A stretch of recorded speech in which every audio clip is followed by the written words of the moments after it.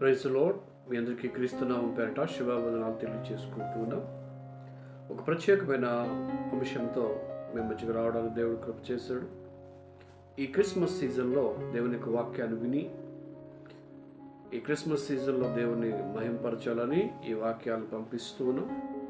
ప్రతిరోజు మరి క్రిస్మస్ దినాల్లో మీ కొరకు కొన్ని వర్తమానాలు దేవుడు నాకు ఇచ్చినటువంటి ప్రత్యక్షతల నుంచి మీ దగ్గర పంపిస్తూ ఉంటాను. దయచేసి వర్తమానాలు విని దేవుని నామను మహింపరచాలని నేను కోరుచు ఉన్నాను. యేసు ప్రభువారు పుట్టారు అనే సంగతి ప్రపంచానికి తెలుసు.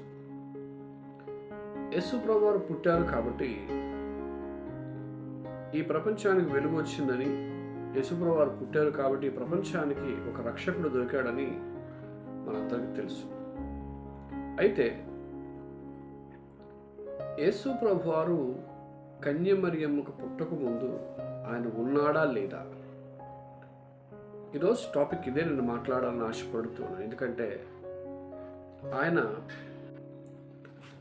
ఇదే విషయాన్ని ఎందుకు మాట్లాడాలి అని అంటే, చాలామంది యేసు ప్రభువారు 2000 సంవత్సరాల క్రితం మాత్రమే పుట్టారు అనే కాన్సెప్ట్, ఎలా పుట్టారు, ఎప్పుడు పుట్టారు, ఇలా చాలా క్వశ్చన్స్ వీళ్ళు వేస్తూ కొంత వీళ్ళు గలిబిలి చేస్తూ ఉన్నారు.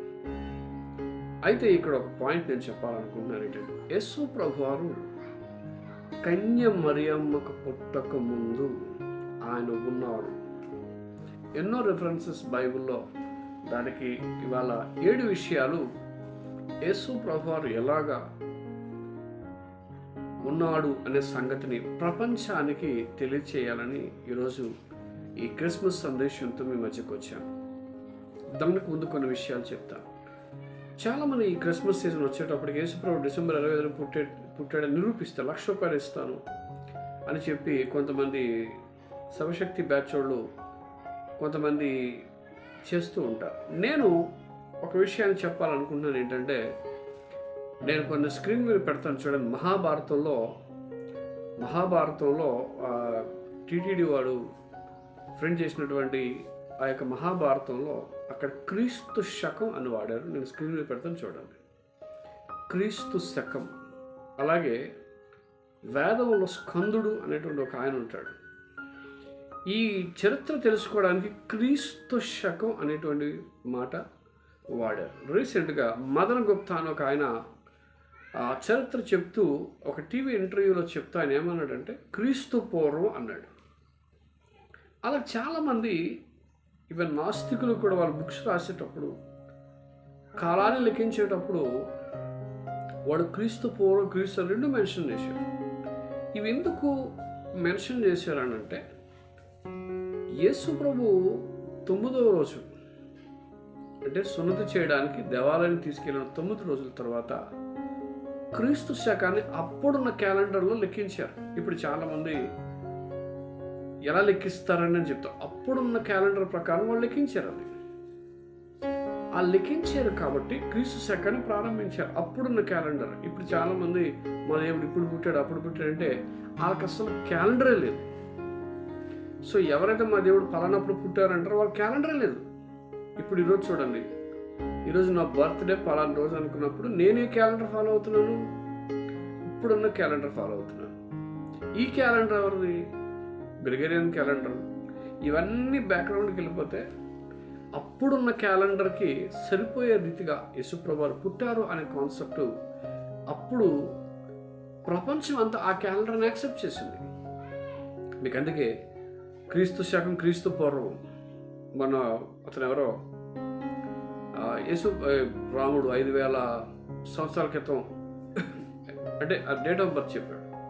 మీరు గూగుల్లో కూడా సెర్చ్ చేస్తే రాముడు పలానప్పుడు పుట్టాడు అని ఒక డేట్ ఆఫ్ బర్త్ చూపిస్తారు, క్రీస్తు పూర్వం అని. అయితే క్రీస్తు పూర్వం 5,000 సంవత్సరాల క్రితం అనేటువంటి మాట అందులో చూపించాడు. ఆయన జనవరి 14 పుట్టినట్టు, జనవరి 10 పుట్టినట్టు చూపించాడు. అయితే మీకు స్క్రీన్ మీద పెడతాను చూడండి. అయితే మరి 5,000 సంవత్సరాలు యేసు ప్రభు పుట్టి 2004 సంవత్సరాలు అంటే 7,400 సంవత్సరాలు అయింది. మరి రామాయణంలో 10,000 సంవత్సరాలు బతికినట్టుగా ఉంటుంది. 2000 సంవత్సరాలు అవ్వలేదు కదా. అంటే ఈవెన్ రాముడు డేట్ ఆఫ్ బర్త్ తెలుసుకోవడానికి కూడా క్రీస్తు శకాన్ని వాడారు. మీకు ఎందుకు ఈ పాయింట్ చెప్తున్నానంటే, యేసుప్రభు పుట్టాడు అనడానికి ఎన్నో ఎవిడెన్సెస్ ఉన్నాయి. ఒకవేళ పుట్టకపోతే క్రీస్తు శకమే లేదు, క్రీస్తు పూర్వమే లేదు. ఏ హిస్టరీని లెక్కించాలన్నా బిఫోర్ కామన్ ఎరా అనేది క్రీస్తు శకం వాడకుండా చేయడానికి అడుపెట్టినటువంటి ఒక ఇది తప్ప ఇదేం కాదు. అయితే యేసు ప్రభు పుట్టాడు. అయితే నా పాయింట్ ఏంటంటే, యేసు ప్రభు వారు పుట్టక ముందే ఆయన ఉన్నవాడు, ఆయన నిన్న నేడు నిరంతరము జీవించేటువంటి వాడు, ఏకరీతిగా ఉన్న దేవుడు. ఆయనకి కాలంతో సమయం ఇది లేదు, కాలంతో చూసుకోవడానికి లేదు. ఆయన అన్ని కాలాల్లో ఉన్నటువంటి వాడు. అందుకే మీకు సామెతల గ్రంథం 8వ అధ్యాయం 24వ వచనంలో ఒక మాట అక్కడ చెప్తాడు. ఏనంటే, నీళ్ళు ఊటలు లేనప్పుడు ప్రవాహ జలములు నేను పుట్టి తిని అంటాడు. యాక్చువల్గా మాటకు అర్థం ఏంటంటే, నేను ప్రవాహ జలం లేనప్పుడు, భూమి మీద నీళ్ళ ఊటలు లేనప్పుడు, ఏది లేను నేను ఉన్నాను అని చెప్పడానికి ఇక్కడ దేవుడు ఆ మాట రాయించాడు. యేసు ప్రభువారు ఎక్కడ పుట్టారు? పరలోకం. అప్పుడున్న లోకం పరలోకం. అక్కడే పుట్టాడు ఆయన. పుట్టడం అంటే ఉన్నవాడు. దేవుడు పుట్టడం అనే కాన్సెప్ట్ అక్కడ ఉన్నవాడు. అయితే మరి మరియమ్మ దగ్గరకు వచ్చేటప్పుడు ఎందుకు ఆయన పుట్టాడంటే, ఆయన ఏం చేస్తాడంటే సమస్త భాగ్యాలను విడిచిపెట్టి భూమి మీదకి వచ్చాడు. దానిని మానవ పుట్టికగా పుట్టాడు. దాన్ని మనం ఈరోజు క్రిస్మస్గా సెలబ్రేట్ చేసుకున్నాం. అయితే ఇక్కడ మన పాయింట్ ఏంటంటే, ప్రవాహ జలుబులు లేనప్పుడు, నీళ్ళ ఊటలు లేనప్పుడు ప్రధాన శిల్పిగా ఉంటిని అంటాడు. అంటే సృష్టిలో ప్రధానమైన శిల్పిగా ఉండి సృష్టిని చేసినటువంటి వాడు యేసు ప్రభువారు. అందుకే ఆయన సృష్టికర్త. ఆయన లేకుండా ఏదియూ కలగలేదు అని యోహాను సువార్త 1వ అధ్యాయంలో మనకు కనిపిస్తుంది. కాబట్టి ప్రభువునందు ప్రియులారా, మీరందరూ గమనించవలసింది, నీళ్లు ఊటలు లేనప్పుడు ఆయన ఉన్నాడు. పాత నిబంధనలో ఎన్నో రెఫరెన్సెస్ మనం చూపిస్తాను కానీ 7 విషయాలు యేసు ప్రభువారు పుట్టిన దాఖలాలు కంటే ముందే యేసు ప్రభు ఉన్నవాడు. సృష్టికి ముందే ఉన్నవాడు యేసు ప్రభు. ఈ సృష్టి లేనప్పుడు, ఆదాము లేనప్పుడే ఉన్నవాడు ఎవరు అన్నట్టు యేసు ప్రభు. ఆ మాటలు మొట్టమొదటిగా కొన్ని విషయాలు, 7 విషయాలు చెప్తాను. యోహాను సువార్త 8వ అధ్యాయం 56వ వచనం చదివితే, యోహాను సువార్త 8:56లో యేసు ప్రభు అన్నాడు, అబ్రహాము నా దినమును చూతునని మిగుల సంతోషించును అనేటువంటి మాట మనకి అక్కడ. అబ్రహాము నా దినమును చూతునని అంటే, అబ్రహాం ఎవరి దినాన్ని చూడాలని ఆశపడ్డాడు?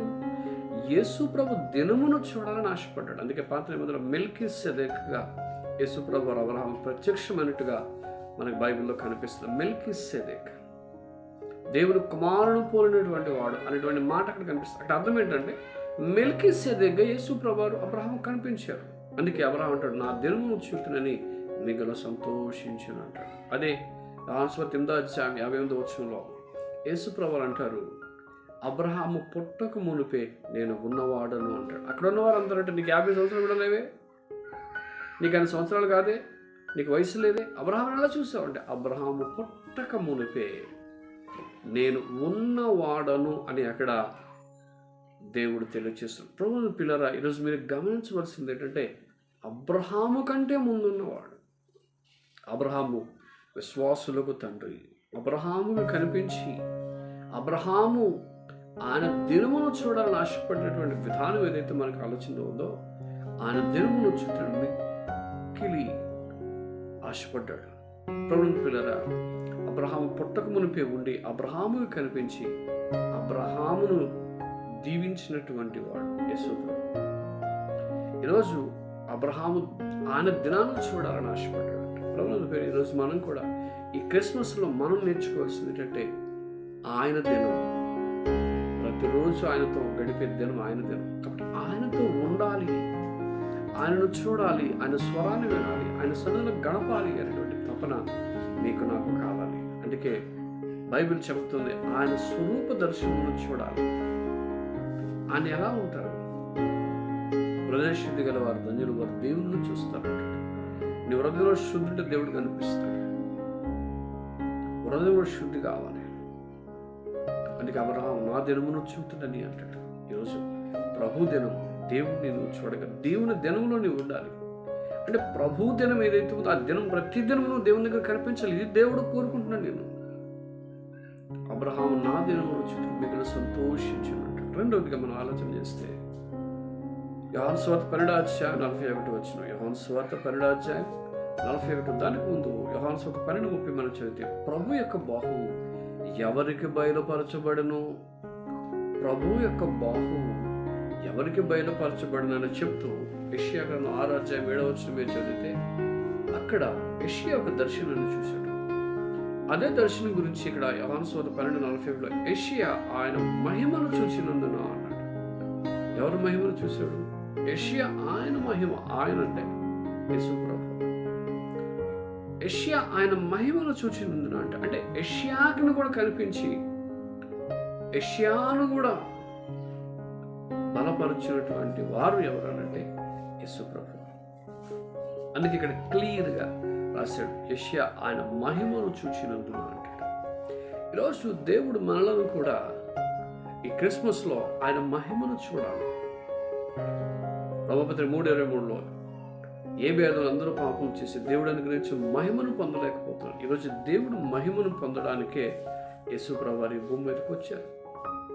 ఆ మహిమను చూపడానికి, ఆ మహిమను ఇవ్వటానికే యేసు ప్రభు వారి భూమి మీదకి వస్తే ఆ మహిమ వద్దనుకుని దాటుకుని వెళ్ళిపోయేటువంటి వారు, ఈ లోక మహిమను వెంట వెళ్ళిపోయేవారు చాలామంది మనకు కనిపిస్తున్నారు. కాబట్టి ప్రభువుల పిల్లరా, యెషయా ఆయన మహిమను చూచినందున అంటాడు.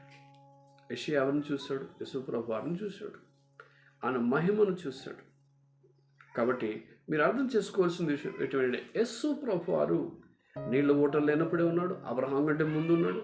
యెషయాకు కనిపించింది కూడా యేసు ప్రభువే అనే సంగతి ఇక్కడ మనం జ్ఞాపకం చేసుకోవచ్చు. మూడవదిగా మనం ఆలోచన చేస్తే నిర్గమకాండం 3:2 మనం చదివితే ఇది అందరికీ తెలుసు. నిర్గమకాండం 3:2 యెహోవా దూత ఆ జ్వాలల్లో పొద నడుమిన ప్రత్యక్షమైనట్టుగా మనం చూస్తాం. యెహోవా దూత అన్నాడు.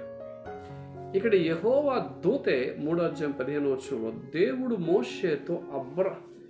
దేవుడు మోషేతో మాటలాడినటువంటి విషయంలో నేను అబ్రహాము దేవుడను, ఇస్సాకు దేవుడను, యాకోబు దేవుడను అన్నాడు. కానీ మొదటి వచనం 1-2 లేవు యెహోవా దూత. ఎవరి యెహోవా దూత అని మనం ఆలోచన చేస్తే యేసు ప్రభువారు. యెహోవా దూత అగ్నిజ్వాలలో ప్రత్యక్షమై నేను నీ దేవుడను, అబ్రహాము దేవుడని, ఇస్సాకు దేవుడని, యాకోబు దేవుడనని, నేను దేవుడను అని చెప్పుకున్నటువంటి సంభవాన్ని ఇక్కడ మనం చూస్తాం. ఆయన ఎవరంటే యెహోవా దూత.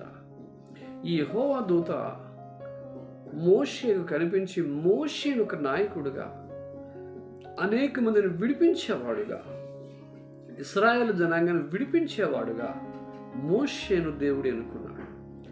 అలాగే మోషే యేసుప్రభువారు సాదృశ్యంగా క్రిస్మస్లో మనం ఏం నేర్చుకోవాలంటే యేసుప్రభువారు కూడా ఈ భూమి మీదకి ఎందుకు వచ్చారంటే ప్రతి మానవాళిని విమోచించి, పాపము నుంచి విమోచించి మనం పవిత్రులు చేయాలని శిలువ యాగం కోసం ఆయన ఈ భూమి మీదకి వచ్చారు. ఈ మధ్య కాలంలో కొంతమంది యేసుప్రభువారు గురించి మాట్లాడుతూ మనం పాపం అంటున్నారు, మనం పాపంలో పుట్టామంటున్నారు అన్నాడు.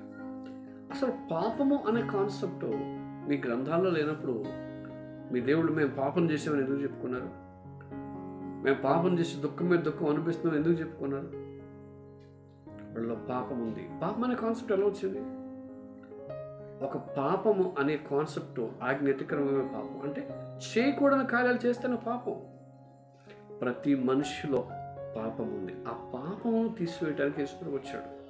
ఈరోజు క్రైస్తవ్యం చేసేది మత మార్పిడి అని ఒక ముద్ర వేస్తున్నారు.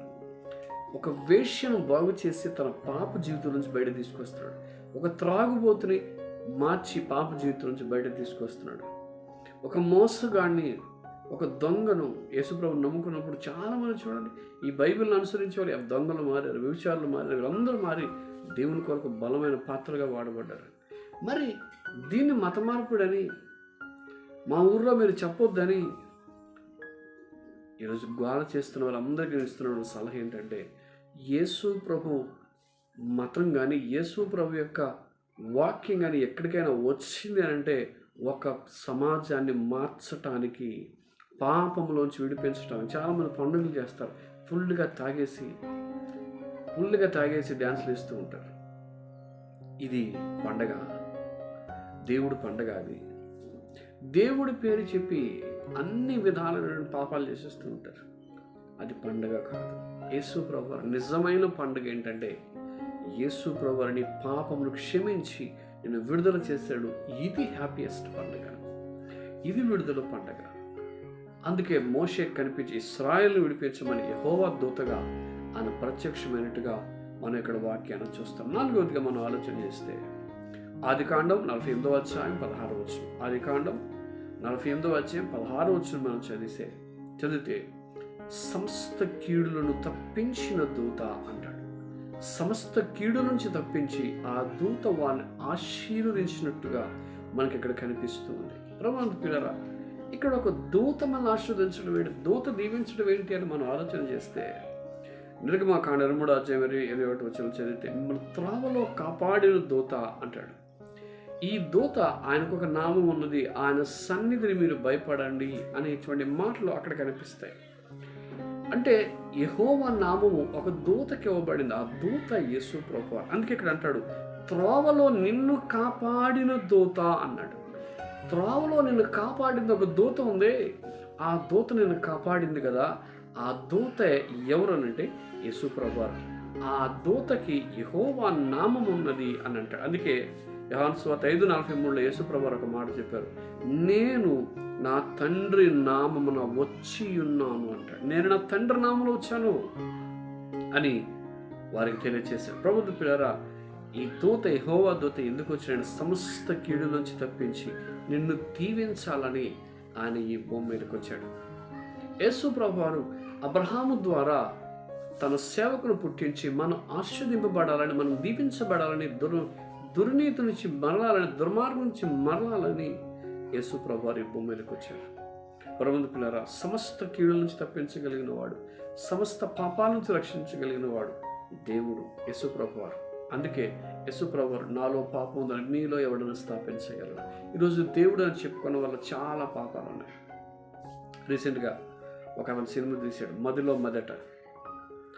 అందులో లాస్ట్ టైటిల్లో ఏం చెప్పాడంటే, ఆ క్లిప్ మీకు పెట్టాలంటే కాపీరైట్ పడుతుందని పెట్టను, ఎందుకంటే అది షార్ట్స్లో చూశాను నేను. ఆ క్లిప్లో వాడు ఏమంటాడంటే, మా దేవుడికి 2 భార్యలు ఉన్నారు కాబట్టి నాకు 2 భార్యలు ఉన్నారు అనే కాన్సెప్ట్ చెప్పాడు. అంటే దేవుడికి 2 భార్యలు ఉన్నారట. ఒక దేవుడికి 2 భార్యలు, ఇంకో దేవుడికి 2 భార్యలు. అలాగే ఉన్నప్పుడు నాకుంటే తప్పేంటి అని చెప్పేసి 2 భార్యలు ఉన్నట్టుగా చూపించాడు. అంటే చాలామంది మనం ఆలోచన చేస్తే బహుభార్య తత్వాన్ని మానవులుగా 2 భార్యలు ఉంటేనే తట్టుకోలేరు. దేవుడు ఉన్నాడు, మేము ఉన్నాం అని చెప్పుకుంటాడు. అంటే దేవుడిలో కూడా పాపములు ఉన్నాయి, దేవుడిలో కూడా ఆ నైజం ఉన్నట్టుగా అక్కడ మనం చూస్తాం. కాబట్టి ఏ నైజము, పాప నైజం లేని వాడు యేసు. అందుకంటే మీలో పాపము, నాలో పాపం ఉందని మీలో ఎవడైనా స్థాపించగలరు. ఈ రోజు వరకు కూడా యేసు ప్రభువారు అని సవాల్ చేసి ప్రపంచానికి, నాలో పాపం ఉందని మీలో స్థాపించలేకపోయింది. ఎందుకంటే ఆయనలో పాపమే లేదు, పాపమే లేదు. పాపం లేని ఆయన మన కోసం పాపములు చేయబడడం తప్ప ఆయనలో ఏ పాపము లేదు, ఆయన ఏ కపటము లేదు. కాబట్టి ఆయన ఈ భూమి మీదకి దూతగా వచ్చాడు. ఇది ఆదికాండంలో చెప్పబడినటువంటి 5వదిగా మనం ఆలోచన చేస్తే ఆదికాండం 15వ అధ్యాయం 1వ వచనం. ఆదికాండం 15వ అధ్యాయం 1వ వచనం. యెహోవా వాక్యము అబ్రహాముకు ప్రత్యక్షమై నీకు కుమారుని ఇస్తాను అని చెప్పి ప్రత్యక్షమైంది. అలాగే ఆదికాండం 15:4లో కూడా నీకు కుమారుని ఇవ్వబోతున్న యెహోవా వాక్యము, యాహ్వే డాబార్ వాక్యము. ఆ వాక్యం ఎవరంటే అది యోహాను సువార్త 1వ అధ్యాయం 1వ వచనం. ఆదియందు వాక్యం ఉండెను, వాక్యము దేవుడై ఉండెను. ఆ వాక్యమే 1:14 కృపాసత్య సంపూర్ణుడుగా మన మధ్య నివసించెను అనేటువంటి మాట మనకు కనిపిస్తుంది. వాక్యం ఎవరంటే వాక్యమైన దేవుడు యేసు. అబ్రహాముకు కనిపించాడు. అబ్రహాముకు ఎలా కనిపించాడు? యెహోవా వాక్యముగా కనిపించాడు. ఆ వాక్యం ఏం చేసింది? యెహోవా వాక్యము ఒక వాగ్దానం చేస్తుంది ఏంటంటే, నీకు కుమారుని ఇస్తాను, ఆ పిల్లలు పిల్లలు ఇసుక రేణువుల వలె వ్యాపిస్తారు. సంతానం వ్యాపిస్తుంది. అంటే ఈరోజు మనం ఆలోచన చేస్తే అబ్రహాము సంతానమే కాదు, అబ్రహామును ఎంత విశ్వాసం ఉంచి ఉన్న ప్రతి వారికి కూడా కలిగేటువంటి విధానమైన యెహోవా వాక్యము. ఎందుకంటే ఆయన సంతానం అభివృద్ధి చెందుతూ ప్రపంచంలో ఈరోజు అబ్రహాము సంతానం అనబడిన క్రైస్తవులు ఎక్కువ మంది ఉన్నారు. వాళ్ళు ఎంత ఎక్కువగా ఉన్నారంటే దేవుడు ఆశీర్వదించాడు, ఆ కుటుంబాలన్నింటినీ దేవుడు ఆశీర్వదించాడు. అందుకే భూలోక వంశములను నీ ద్వారా ఆశీర్వదింపబడతాయి. అందుకే యేసుప్రభువు వారి గురించి, ఆయన పుట్టుక గురించి, ఆయన అబ్రహాము సంతానం, ఆయన అబ్రహాము సంతానముగా ఈ భూమి మీదకి వచ్చాడు. అబ్రహాము సంతానం, ఆయన అబ్రహాము సంతానం ఈ భూమి మీదకి వచ్చినట్లుగా బైబిల్లో మనకు కనబడు. అబ్రహాము సంతానం అంటే అబ్రహాము పొందిన ఆశీర్వచనాన్ని మనం కూడా పొందాలని శిలువ మ్రాను మీద వ్రలాడడానికి యేసుప్రభు అబ్రహాము సంతానముగా చేయబడ్డాడని బైబిల్ వాక్యం. అయితే ఇక్కడ మన పాయింట్ ఏంటంటే ఆయన యెహోవా వాక్యముగా ఎవరికి కనిపించాడు అని మనం ఆలోచన చేస్తే అబ్రహాము కనిపించాడు. ఇప్పుడు ఇన్ని పాయింట్స్ చెప్పాను. అబ్రహాము నా దినమును చూస్తున్నాడు, మిగిలిన సంతోషించాడు. యెషయాకు కనిపించాడు, యెహోవా దూతగా మోషేకు ప్రత్యక్షమయ్యాడు, ఆదికాండంలో దూతగా దీవించాడు, యెహోవా వాక్యముగా అబ్రహాము ప్రత్యక్షమయ్యాడు. అంటే యేసుప్రభు పుట్టక ముందే బైబిల్లో ఉన్నటువంటి వాడు. సరే, ఎంత గొప్పవాడైనా ఈ భూమి పుట్టక ముందే ఆ రోజు మనం చూస్తాం. మలాకి గ్రంథం 3:1 మలాకి గ్రంథం 3:1 మనం చదివితే మీరు వెతుకుచున్న ప్రభువు నిబంధన దూత అంటాడు. మీరు వెతుకుచున్న ప్రభువు ఎవరు వెతుకుతున్నారండి? అప్పట్లో ప్రవచనాలు ఉన్నాయి కాబట్టి అందరూ వెతుకుతున్నారు. యేసు ప్రభు పుట్టేటప్పటికి చాలా మంది యేసు అని పేరు పెట్టేసుకున్నారు, ఇతనే యేసేమో అని. చాలా మంది ఈ వెతుకుచున్నారు, మెస్సయ్య వస్తాడు, మమ్మల్ని అందరినీ విమోచిస్తాడు అనేటువంటి కాన్సెప్ట్ అప్పుడే ఉంది. మెస్సయ్య వస్తాడు అని వెతుకుచున్నట్లుగా మనం బైబిల్ గ్రంథంలో చూస్తాం. ఎందుకు వెతుకుతున్నారు? ఎందుకు వెతకాల్సిన పని ఏమంటే పాత నిబంధనలో దేవుడు చెప్పాడు, నేను వస్తాను. మీకు బాగా అర్థం చెప్తాను. మనము ఈ ఈస్టర్ వచ్చినప్పుడు, పామ్ సండే వచ్చినప్పుడు, మట్లాదవారం వచ్చినప్పుడు గాడిద గురించి ప్రసంగాలు చేస్తాం. ఆ గాడిద మీద ప్రసంగం చేసేటప్పుడు జకర్యా గ్రంథం 9వ మనం చదివితే అక్కడ నేను గాడిద పిల్లనికి వచ్చుచున్నాను అంటాడు.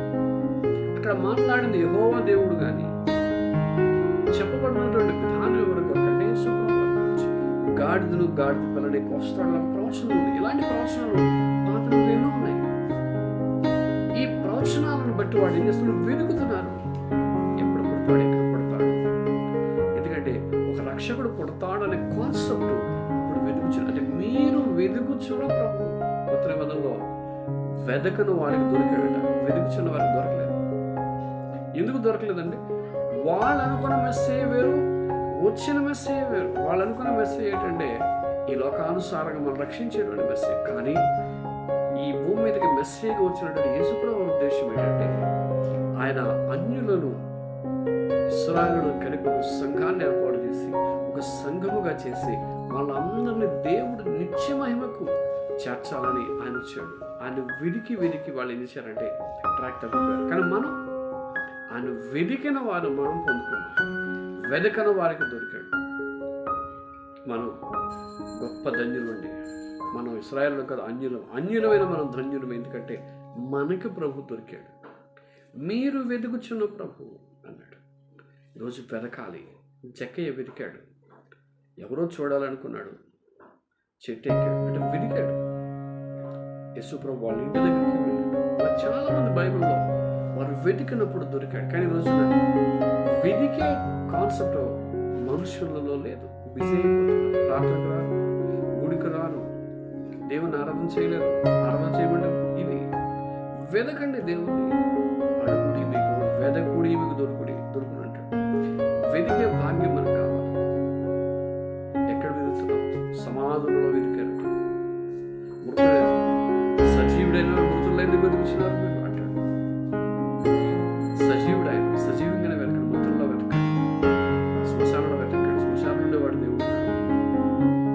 మన దేవుడు శ్మశానంలో సమాధి గుండెలు చీల్చుకుని వెతికితే దొరుకుతాడు.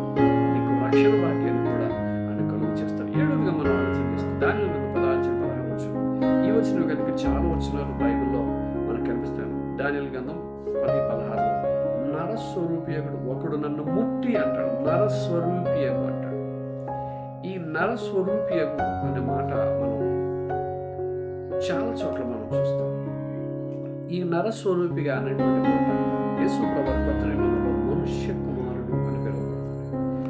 నరుని యొక్క రూపం. అందుకే మీకు పాత నిబంధన నుంచి కొత్త నిబంధనలకు ఎక్కడైనా యేసు ప్రభువు ప్రస్తావన చోట్ల ఆయన నరుడు, యేసుక్రీస్తు నరుడు అంటాడు. పరలోకంలో కూడా మనుష్య కుమారుడు పూర్ణకులు చూచితిని అంటాడు. మనుష్య కుమారుడు పూర్ణ నరస్వరూపి. ఇక్కడ దాని గ్రంథంలో నరస్వరూపి ముట్టి అంటే నరస్వరూపి అంటాడు. అంటే మీకు నేను చెప్పాలనుకున్నాను, దానియేలు గ్రంథంలో కూడా యేసు ప్రభు ప్రత్యక్షతలు ఉన్నాయి. మలాకీలో కూడా యేసు ప్రభు ప్రత్యక్షతలు ఉన్నాయి. ఆది కాండంలో కూడా యేసు ప్రభు ప్రత్యక్షతలు ఉన్నాయి. నిర్గమాకాండంలో యేసు ప్రభు ప్రత్యక్షత ఉంది. యెషయా గ్రంథంలో దేవుని ప్రత్యక్షత ఉంది. కాబట్టి ఇన్ని ప్రత్యక్షతలు ఉన్న యేసు ప్రభు వారు జగత్తు పునాది వేయబడక మునిపే ఏమీ లేనప్పుడు ఆయన పుట్టాడు, ఉన్నాడు. అయితే ఇప్పుడు మనం చెప్పుకున్నటువంటి మాట ఏంటంటే ఆయన మన కొరకు పుట్టాడు. నేడు దావీదు పట్టణంలో రక్షకుడు మీ కొరకు పుట్టాడని మాట ఈ లోకంలో ఆయన భూమి మీద పుట్టినప్పుడు చెప్పబడి ఆయన పుట్టక ముందే ఉన్నాడు. ఇది నేను చెప్పాలనుకున్నాను. ఆయన పుట్టక ముందే ఉన్నాడు. ఎప్పుడున్నాడు? పుట్టక ముందే. మరియమ్మ పుట్టక ముందే, అబ్రహాము పుట్టక ముందే, ఆదాము పుట్టక ముందే, అందరూ ఈ విశ్వం లేనప్పుడే ఉన్నాడు ఆయన. అదే అక్కడ చెప్పబడుతుంది. కాబట్టి ప్రభువుల పిల్లారా, క్రిస్మస్ సందేశం ఏంటంటే ఆయన అన్ని వేళలా ఉన్నవాడు. 2400 సంవత్సరాల క్రితం ఉన్నవాడు కాదు. ఇది నేను చెప్పాలనుకున్న కాన్సెప్ట్. కాబట్టి ప్రభువుల పిల్లారా, ఈ వాక్యాన్ని మీరు అర్థం చేసుకోవాలని కోరుకుంటూ ఈ మెసేజ్ అందరికీ షేర్ చేయండి. దేవుడు దీవించి ఆశీర్వదించును గాక. ఆమేన్.